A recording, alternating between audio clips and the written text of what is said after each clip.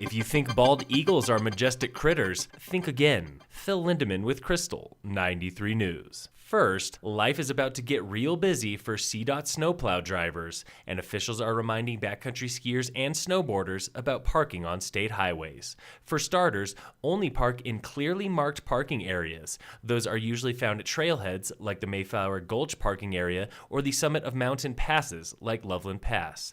If you don't park in a designated spot, know that you could be fined or towed. Colorado law changed in 2016 to say that any vehicle blocking snowplow operations is illegally parked. We've got more real estate numbers from 2017, including record-breaking home sales from the Summit County Assessor's Office. Last year, 13 properties sold for more than $3 million. That's a new record for the Summit market, and an undeveloped parcel in Breck's Shock Hill neighborhood sold for almost $2.2 million. The most paid for land in 2016 was $1.8 million, also in Shock Hill. Single-family home prices came close to record highs. The average price for one home in Summit is $1.16 million, and median price is $934,000. The average condo sold for $434,000, and the average townhome went for $664,000.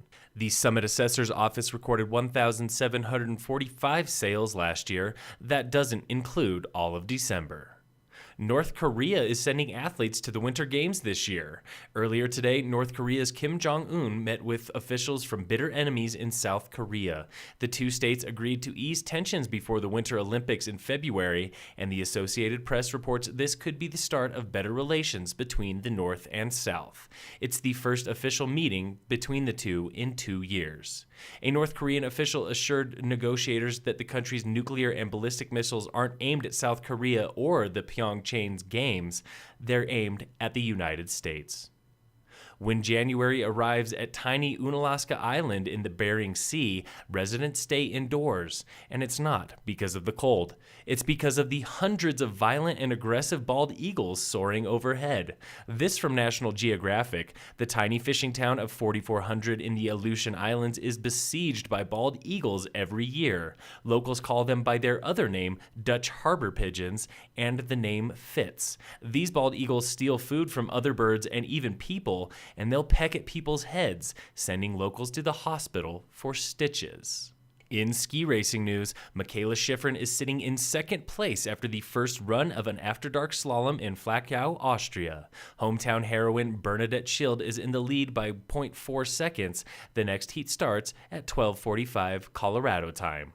The U.S. ski team's Megan Harrod describes the vibe in Flachau as insane. There's Europop, beer, flares, and horns in the stands, and she says it's all led by Austrian fans who worship ski racers like goddesses and treat ski racing as a religion.